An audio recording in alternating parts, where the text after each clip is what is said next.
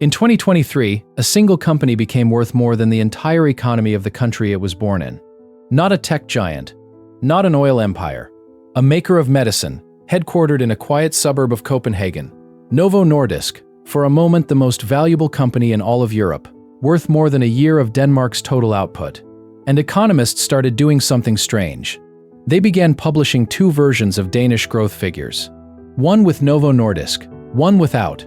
Because the company had grown so large it distorted the numbers of its own nation. The engine behind all of it was a drug that began as something nobody was looking for, a treatment for diabetes that quietly, almost accidentally melted away body fat. This is the story of how a 100-year-old insulin lab became the most important pharmaceutical company on Earth. And it starts not with one company but with two, and a rivalry that lasted 65 years.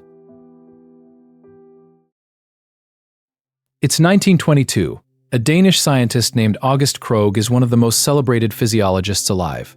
2 years earlier, he won the Nobel Prize for explaining how the smallest blood vessels in the body actually work. But the most important fact about Krogh that year has nothing to do with his Nobel. It's his wife. Marie Krogh is a physician and a researcher in her own right. And she has type 2 diabetes. In 1920s medicine, that was close to a death sentence. There was no real treatment. Doctors prescribed near-starvation diets that bought patients only a few extra months. Then news arrives from across the Atlantic. At the University of Toronto, two researchers named Frederick Banting and Charles Best have pulled a substance out of the pancreas that reverses diabetes. First in dogs, then in dying people. They call it insulin. So when the Kroghs are invited on a lecture tour of North America, Marie pushes her husband to make one crucial detour. In Toronto, August Krogh meets the team behind insulin, and he sees what it does. Patients who were skeletal, comatose, hours from death, brought back within days. He secures something extraordinary, the license to produce and sell insulin across all of Scandinavia. He carries it home to Denmark, partners with a sharp young physician named Hans Christian Hagedorn, and in 1923 they found a small non-profit laboratory to make the drug. They call it Nordisk Insulin Laboratory. The mission is not profit, it is supply. Denmark's diabetics need insulin, and Nordisk exists to make it. Within months, Danish patients who would have died are walking out of hospitals alive. It is one of the fastest journeys from scientific discovery to working cure in all of medical history. If you find stories like this one worth your time, subscribe, there's a new build here every few days. But Nordisk's monopoly on Danish insulin was about to be broken by two brothers working inside its own walls. Inside Nordisk worked a pharmacist named Harald Pedersen and his brother Thorvald, a gifted toolmaker. The brothers clashed with Hagedorn, and the relationship broke. So in 1924 they did what stubborn ambitious people do. They walked out and started a rival insulin company a short distance away. They named it Novo. They had no license, so they reverse-engineered the entire production process themselves, using equipment Thorvald built by hand. And then they made their first real breakthrough. Not a drug, but a device. The Novo Syringe, a simple reusable glass syringe that let a patient inject themselves at home, with a single hand. For someone who needed insulin every day for the rest of their life, that was freedom. Now Denmark had two rival insulin makers, founded by men who had once worked side by side, sitting almost within sight of each other. For the next 65 years, they would compete on everything, and refuse, again and again, to join forces. What followed was one of the strangest rivalries in industrial history. Two companies, in the same small country, making the same product, locked in a race that ran for 3 generations. And the race made both of them brilliant. In 1936, Nordisk scientists developed a slow-release form of insulin, known as NPH insulin, that let patients inject far less often. It became one of the most widely used insulins in the world for decades. Novo answered with its own advances in purification and dosing. They pushed each other relentlessly. By the 1980s, both were among the leading insulin producers on Earth, exporting to dozens of countries. Then, in 1985, Novo released a device that quietly changed daily life for millions. The Novo Pen. It looked like a thick fountain pen. You dialed your dose, pressed a button, and injected, discreetly, anywhere. No vials, no glass syringes, no ceremony. The insulin pen is now the global standard. Both companies were winning, but the market underneath them was shifting in a way neither could survive alone. By the late 1980s, the economics of medicine had shifted hard. Drug research had become staggeringly expensive. Regulators demanded enormous, costly clinical trials. And new competitors, giant American and European pharmaceutical firms, were moving into the insulin business with far deeper pockets. For two mid-sized Danish rivals, the math was brutal.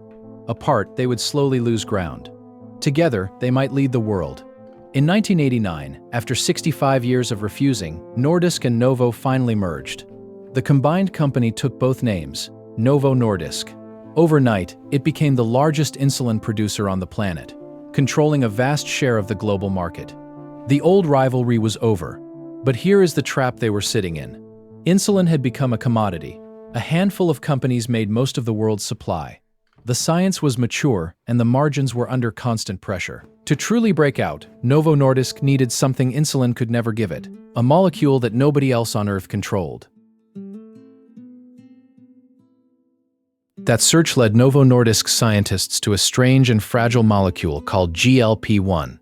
It is a hormone your gut releases when you eat, and it does several useful things at once. It tells the pancreas to make insulin, but only when blood sugar is actually high. It slows the emptying of your stomach. And, most important of all, it travels up to the brain and tells you that you are full. For a company built entirely on diabetes, a natural hormone that lowered blood sugar on demand was a dream. There was just one devastating problem. Inside the human body, GLP-1 is destroyed almost instantly. An enzyme chops it apart within 1 to 2 minutes. Inject it as a drug and it is gone long before it can do meaningful work. For years, that fragility made the hormone a scientific dead end, a beautiful idea that nobody could turn into a real medicine. Most companies gave up on it. Novo Nordisk decided to try anyway. The problem landed on the desk of a Novo Nordisk chemist named Lotte Bjerre Knudsen. Her challenge was almost absurd. Take a molecule the body wipes out in 2 minutes and make it last for hours, or even days. Her team's solution was elegant. They attached a tiny chain of fatty acid onto the GLP-1 molecule. That fatty tail acts like a grappling hook. Once injected, it latches onto albumin, the most abundant protein floating in your blood, and hides there, shielded. Protected, the drug releases slowly, escaping the enzyme that would otherwise destroy it. A hormone that once lasted 2 minutes now lasted a full day.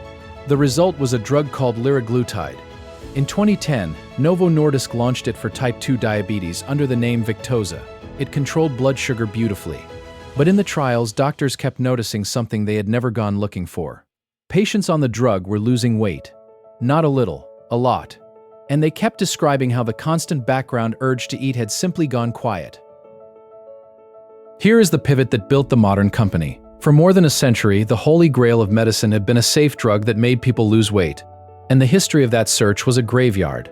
Diet pills that damaged hearts, stimulants pulled from the market, surgeries that carried serious risk. And now Novo Nordisk was quietly holding a molecule that did it almost as an afterthought by turning down the volume on the brain's hunger signal. So the company made a bold decision. It would develop the same drug, at a higher dose, specifically for obesity. Not as a cosmetic product, but as a treatment for a genuine disease. In 2014, that drug was approved as Saxenda. It was the proof of concept. Obesity, it turned out, was not simply a failure of willpower. It was biology, a system of hormones telling the brain when to eat and when to stop. And that biology could be adjusted with a single molecule. But Saxenda still had to be injected every single day. The next version would only need a shot once a week. Knudsen and her colleagues went back to the molecule and rebuilt it again. They reshaped its structure to resist the body's enzymes even more stubbornly, and retuned the fatty acid anchor so the drug clung to albumin for days at a time. The result was semaglutide, a GLP-1 medicine so durable that one injection lasted a full week. In 2017, Novo Nordisk launched it for diabetes under a name that would soon be everywhere, Ozempic. It controlled blood sugar better than almost anything that came before it. It protected the heart. And it produced weight loss that, in trial after trial, just kept climbing. Doctors prescribing it for diabetes watched patients shed 10, 15, even 20% of their body weight. Word spread, not through advertising, but through patients and physicians who had simply never seen anything like it. Something that had begun as a quiet side effect was becoming the single most talked about property of the drug. And Novo Nordisk realized it was holding the answer to a question far larger than diabetes. In 2021, Novo Nordisk released the very same molecule, semaglutide, at a higher dose, approved specifically for weight loss. They called it Wegovy. In the obesity trials, patients lost on average around 15% of their body weight, results that until then only surgery could deliver. And then the culture caught fire. Social media filled with before and after stories. Celebrities first whispered about it, then admitted to it. Demand exploded so fast that the company physically could not make the drug quickly enough. Pharmacies ran dry, waiting lists stretched for months. People drove across state lines and national borders just to fill a prescription. A medicine for a chronic disease had become the most sought-after product in the world, and the company that had spent a century quietly perfecting the humble injection suddenly could not build factories fast enough to keep up. To buy raw capacity, Novo Nordisk's owners spent more than $16 billion acquiring manufacturing plants. The little insulin lab from Copenhagen had become a global phenomenon. By 2023, the numbers had become almost hard to believe. Novo Nordisk overtook the French luxury giant behind brands like Louis Vuitton to become the most valuable company in all of Europe. Its market value climbed past $400 billion. And then there is the part of the story most people never hear. Novo Nordisk is not controlled by ordinary shareholders. The controlling stake is held by the Novo Nordisk Foundation, a charitable foundation that owns the company and pours its profits into scientific research. Swollen by the success of Ozempic and Wegovy, that foundation became one of the wealthiest philanthropic organizations on the planet. By some measures even larger than the foundation built by Bill Gates. A non-profit insulin lab, founded simply to supply one small country, had given rise to a charitable empire funding science around the world. But a company this enormous, in a country this small, creates a problem that very few nations have ever had to face.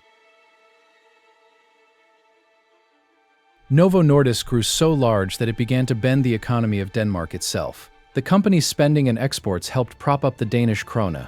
Its growth single-handedly lifted national output, which is exactly why economists started reporting Danish figures twice, once with the company and once without. A single firm had become a load-bearing wall of an entire national economy. That brings extraordinary benefits: jobs, tax revenue, prestige on the world stage. But it also brings a quiet fear. What happens to a country when its largest company stumbles? When so much depends on the continued success of one product line, one molecule, one bet, the whole nation is exposed to it. And in the pharmaceutical business, no lead is ever permanent. Somewhere out there, a competitor is always building a better version of your miracle. For Novo Nordisk, that competitor already had a name. The American company Eli Lilly had been quietly developing its own weight loss medicine, a molecule that targets not one gut hormone but two at the same time. In its trials, it produced even greater weight loss than semaglutide. Suddenly, Novo Nordisk, after years of running unopposed, was in a genuine fight. Investors who had treated the company as unstoppable began asking far harder questions. And when one of Novo Nordisk's next-generation experimental drugs delivered trial results that fell short of towering expectations, the stock dropped sharply. In 2025, the company that had been the most valuable in Europe lost hundreds of billions in value, and its chief executive stepped down. The miracle had not ended. Millions of people still depended on the drugs, and the science kept moving forward. But the story had finally become something more honest than a fairy tale. Even a 100-year run of brilliance guarantees nothing in a race that never, ever stops. Step back and look at the whole arc. Two stubborn rivals in 1920s Denmark racing to make a hormone that pulled dying patients back to life. 65 years of competition that turned both of them into masters of one of the hardest crafts in all of medicine. A merger they avoided until the world finally forced their hand. And then a fragile molecule that lasted only 2 minutes, rebuilt, anchored, and retuned by chemists who simply refused to let it go until it reshaped how the entire world understands hunger, weight, and disease itself. Novo Nordisk was never built on a single flash of genius. It was built on a century of patient, unglamorous work on the same narrow problem by people who kept going long after the obvious discoveries had already been made. The insulin lab that grew larger than its own country was not lucky. It was simply still there, still working, when the breakthrough finally arrived. If this is the kind of story you want more of, subscribe, and we'll show you how the next one was built.